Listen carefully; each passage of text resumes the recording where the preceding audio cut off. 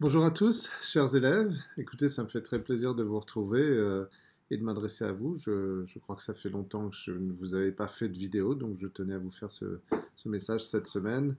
On avait eu voilà, beaucoup de ces vidéos au printemps pour accompagner le premier confinement, et puis on s'est retrouvés pour certains d'entre vous sur les campus, pour certains d'entre vous toujours à distance, que vous soyez au collège, que vous fassiez partie des élèves qui apprennent à la maison cette année.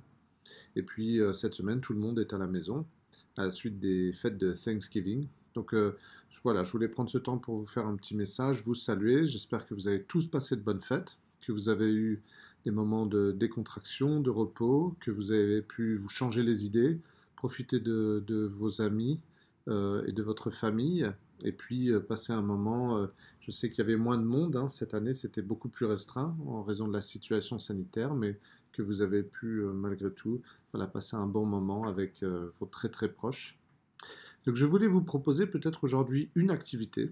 Je ne sais pas si vous l'avez fait ou si vous y avez pensé, mais en tout cas je vous y encourage. Cette activité, c'est d'écrire un journal de bord. Alors, certains appellent ça un journal intime en français, mais là c'est plus généralement un journal de bord où on peut consigner, on peut écrire tous les jours ou toutes les semaines ce qui se passe dans notre vie. Et pourquoi c'est intéressant cette activité?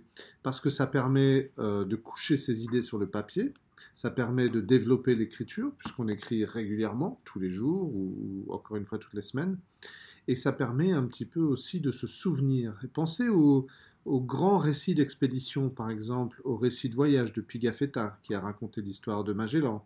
Pensez au livre des merveilles de Marco Polo, qui a raconté ses années en Asie, ou au journal de bord de Christophe Colomb, lorsqu'il a fait son expédition pour partir en Amérique, alors qu'il pensait aller en Inde, évidemment, et qu'il a commencé à consigner ce qui se passait sur ces 3 bateaux, qu'il a commencé à consigner les îles qu'il visitait, à quel moment, les courants, les marées, les vents, etc. Donc beaucoup de choses intéressantes et qui vous permettront peut-être dans quelques années de retrouver ce journal de bord, de regarder et de vous rappeler le moment exceptionnel que nous sommes tous en train de vivre, puisque c'est effectivement, bien évidemment, un moment exceptionnel. Donc peut-être 3 conseils pour ça. Un, choisissez un bon journal si vous voulez l'écrire sur une version papier.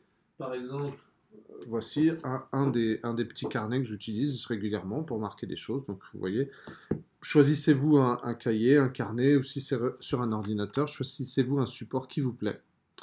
Deuxièmement, trouvez-vous un rythme. Est-ce que vous souhaitez écrire tous les jours, à la même heure? Est-ce que c'est le matin, le soir? Est-ce que ça serait plutôt tous les week-ends? Si vous êtes plus jeune, vous pouvez écrire avec vos parents peut-être, ou avec quelqu'un avec qui vous vivez, peut-être dicter ce que vous avez envie d'écrire. Ça peut être une sorte de cahier de vie, et puis si vous êtes plus âgé, vous pouvez écrire tout seul, choisir votre bon moment. Et puis le troisième, c'est trouver les thèmes qui vous intéressent. Alors, est-ce que vous voulez laisser libre cours à votre imagination et écrire ce que vous voulez?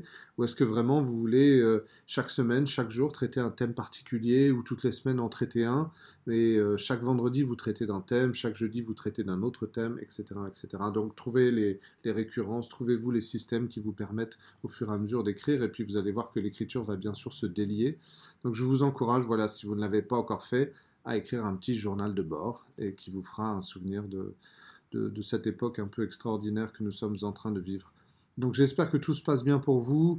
Je me réjouis à l'idée de revoir beaucoup d'entre vous dès lundi sur les campus. Et puis les autres, je continuerai à aussi m'adresser à vous par vidéo. J'espère vous voir aussi très bientôt. J'espère que vous allez tous très bien. Vous nous manquez, on pense beaucoup à vous avec tous mes collègues de l'école bilingue. Et je vous dis donc à très bientôt.